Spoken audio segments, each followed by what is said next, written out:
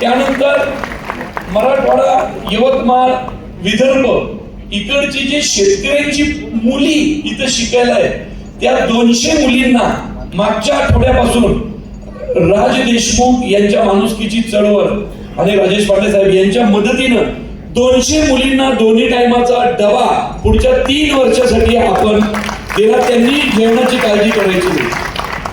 मेडिकलचे म्हणजे ह्या 2-3 गोष्टी झाल्या म्हणजे सुरू झाल्या.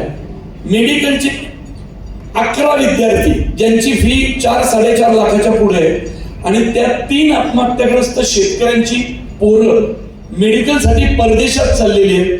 त्यांचा सर्व खर्च हा आपण उचलतो यावर्षीचा. फक्त आम्ही त्या मुलांना एक अट घातली की तुमच्या 11 जणांचा, कारण हा महागडा खर्च आहे,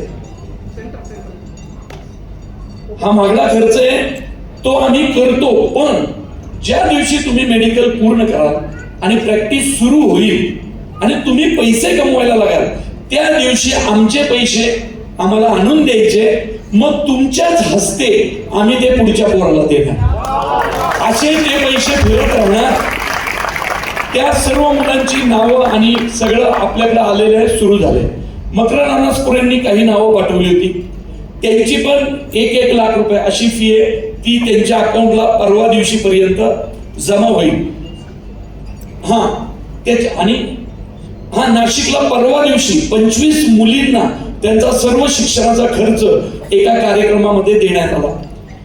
माणुसकीची चळवळ राज देशमुख. विनायक हेगाना कुठे? विनायक हेगाना या माणसासाठी टाळ्या वाजवायला 1000 आत्महत्या वाचवल्या. हा रोज 30 ते 40 शेतकऱ्यांबरोबर बोलतो. 24 तास त्याची हेल्पलाईन चालू आहे. त्याला आपण मदतीला घेतलंय. निवे साहेब या तसा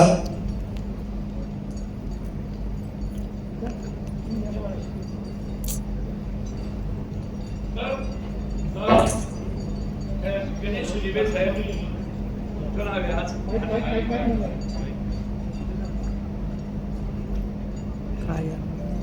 अभिजित खांडकर खूप मोठं नाव आहे. पण निवे साहेब ब्लॉक केलं की नाही, त्यांना हेडप्लस आहे पुन्हा म्हटलं की. तर गणेश निवे हे आपलं जे ब्रह्माचं क्षेपणास्त्र उडतं त्याचं लॉन्चिंग पॅड साहेब बनवलं.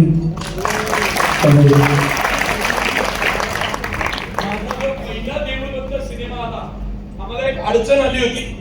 आम्ही निवे साहेबांकडे गेलो. 1 तासामध्ये आमची अडचण दूर झाली होती. स्वामी भक्त गणेश निवे आमचे खूप जवळचे मित्र आहेत.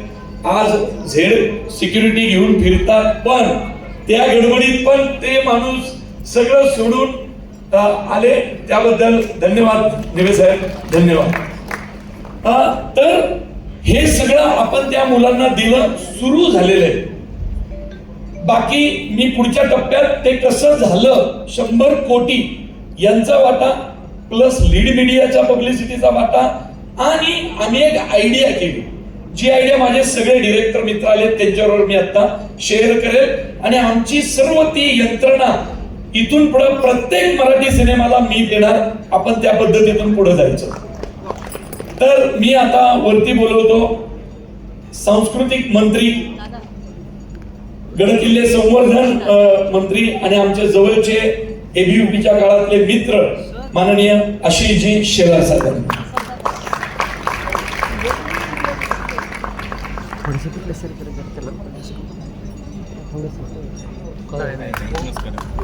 मी जुईली, कैवल्य आणि जयश्री मॅडमना वरती बोलवतो.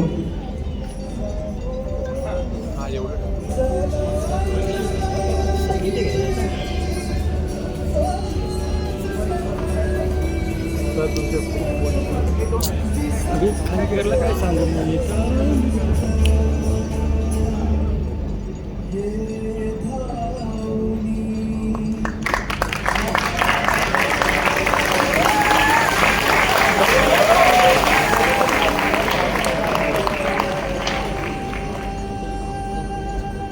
थँक्यू. आशिषजी इथंच थांबा. आता आपण पहिलं हे देणार आहोत. मी फक्त एकच विनंती करेल आता, आशिषजी तिथं बसा. 3 एवढ म्हणजे लागू पडत होती आणि वाणी साहेब तिथं बसा. येस म्हणजे मी निवेदन आहे ना.